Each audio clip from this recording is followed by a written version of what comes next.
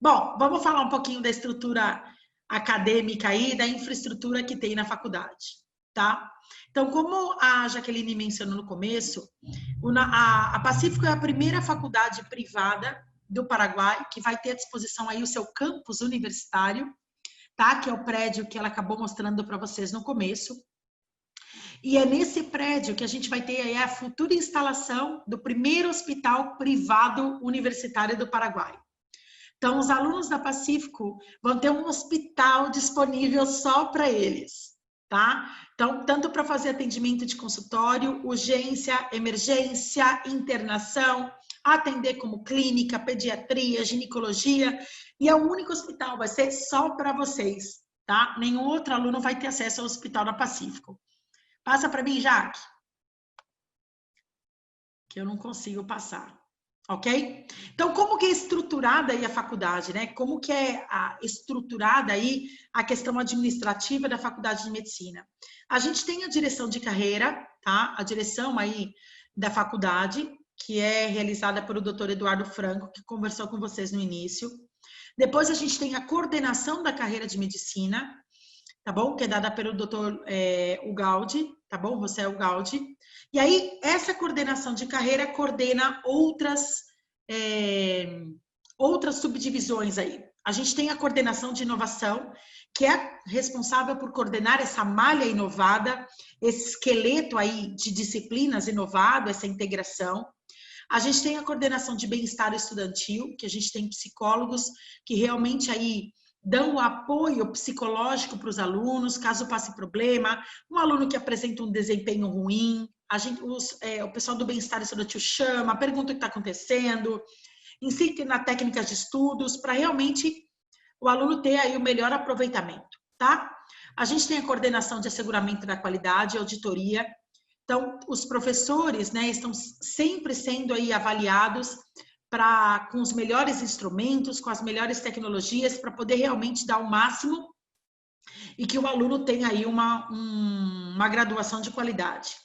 Existe a coordenação do SESI-MUP, que é o nosso centro de simulação da Pacífico, onde a gente vai ter, então, aqueles simuladores, né, os bonecos simuladores, que vão estar fazendo aí parto, ausculta coração, ausculta respiração, paciente convulsiona, tudo em bonecos para poder treinar aí o dia a dia do atendimento de vocês, tá?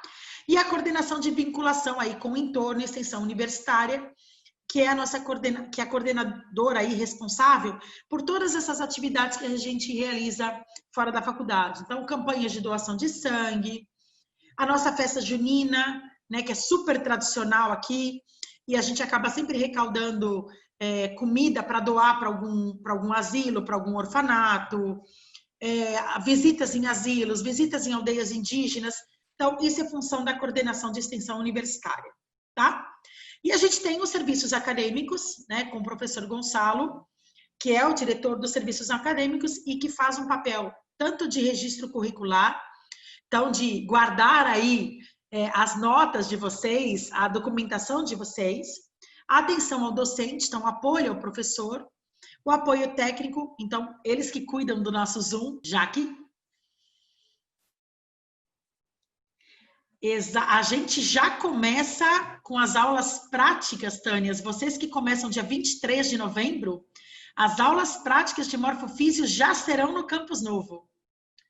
Então, anatomia e histologia, vocês já vão ter prática aí no nosso Campus Novo. Tá bom? Nós docentes também estamos super empolgados em dar aula aí no Edifício Novo da Pacífico. Porque eu confesso para vocês, eu estive lá essa semana e eu fiquei assim... emocionada realmente, gente, porque o que a faculdade está oferecendo para vocês, vocês não têm noção, em termos de infraestrutura. É algo dos sonhos mesmo. Eu nunca vi uma faculdade no Brasil com a infraestrutura que vocês vão ter dentro do prédio da Pacífico. Bom, então, como eu mencionei com vocês, nós temos esse centro de simulação clínica, tá? Então, no centro de simulação clínica, a gente faz eletrocardiograma. Os nossos simuladores, eles são capazes aí de fazer... Licença, um minuto. Eu tenho uma pergunta. Pode perguntar. Então, o primeiro semestre que se inicia em 2021 é março ou fevereiro? Eu não sei, Jaque, quando começa o primeiro semestre? Em março. Em março de Março. 2020, inicia a faculdade de medicina. O primeiro semestre da faculdade de medicina. Sim. E ele já vai ser totalmente presencial ou ainda vai ser dividido? Ai, tem teoria, a gente espera que seja totalmente presencial, Amém. né? A gente não Amém. sabe aí como é que vai funcionar com esse coronavírus, mas a gente tem fé que Entendi. até lá a epidemia já passou, já fez a imunidade de rebanho e a gente consiga voltar para a sala de aula, tanto a Ok. teoria quanto a prática. Mas, de qualquer maneira, a prática, sim ou sim, já começa presencial, tá bom? Ok, obrigada. Bom, então, quando eu mencionei com vocês, no nosso sistema de simulação clínica, a gente tem bonecos simuladores, tá? Então, simuladores de última geração, conectados a computador. E esses simuladores são capazes aí de simular alterações cardíacas, alterações respiratórias, paro, convulsão. Nesses bonecos a gente consegue entubar, a gente consegue realmente simular um atendimento no consultório. E aí a gente tem os simuladores adultos, então um homem, né, um simulador aí adulto. A gente tem os simuladores pediátricos, então a gente tem o Sim Junior, tá? Que é o nosso menininho que simula a convulsão, simula a alteração neurológica, simula... Em teoria, sim, porque o pessoal que está agora tendo aula comigo vai fazer só as aulas práticas, mas teórica acho que eles não vão conseguir pegar, não. A não ser que se libere, né? Mas a ideia já é ir para o campus novo, tá bom? Então, a gente tem um boneco aí de simulação pediátrica, tem o bebê, então a gente também faz algumas práticas num bebê, e tem uma boneca, né, uma simuladora aí gestante, onde na disciplina de ginecologia e obstetrícia vocês vão treinar a fazer parto. Tanto parto normal, quanto parto aí que de repente a criança sai pelo pezinho, que a gente chama de partos distóxicos. Então, vocês vão treinar a fazer muito parto antes de chegar no hospital. Porque daí, quando fizer um internato, passar por GO, a gente faz muito parto também, tá? Pode passar. Bom, todas as nossas salas de aulas do Campus Novos, a gente segue esse formato de aulas de salas multifuncionais, tá bom? Então, não existe mais esse esquema de aluno sentado em cadeirinha, um do lado do outro, um atrás do outro. A gente vai ter essas mesas que compõem aí, de repente, 8 alunos, tá? 6 a 8 alunos. Os alunos vão sentar em grupos. Cada mesa vai ter uma tela onde vai ser projetado o conteúdo que o professor está ministrando e o professor também vai projetar na parede. Então, o aluno pode olhar tanto para o professor na parede quanto pode estar acompanhando nessas telas de computador, tá bom? E as aulas, gente, totalmente informatizada, então não existe mais quadro negro, nem quadro branco, nem telinha de vidro. O pincel é eletrônico. A gente escreve na parede com pincel eletrônico, tá? E por que é importante essas mesas aí que vocês sentem em grupos? Facilita o trabalho de vocês, porque os alunos acabam tendo ainda uma relação muito melhor. E como eu mencionei que a gente faz muita discussão de caso clínico, a gente trabalha com aprendizagem baseada em problemas, em projetos, né? Então, isso facilita aí a integração dos alunos e também a gente consegue colocar um instrutor para cada aluno, tá bom? Para ter aí um atendimento individualizado. Além disso, a gente vai ter uma plataforma que é chamada de MedRoom. Pode passar para mim? Tá? Bom, os laboratórios realmente de última geração, a gente tem na faculdade, tanto de anatomia, quanto de histologia, quanto de habilidades. Então, só um minutinho aí. Então, o que vai acontecer?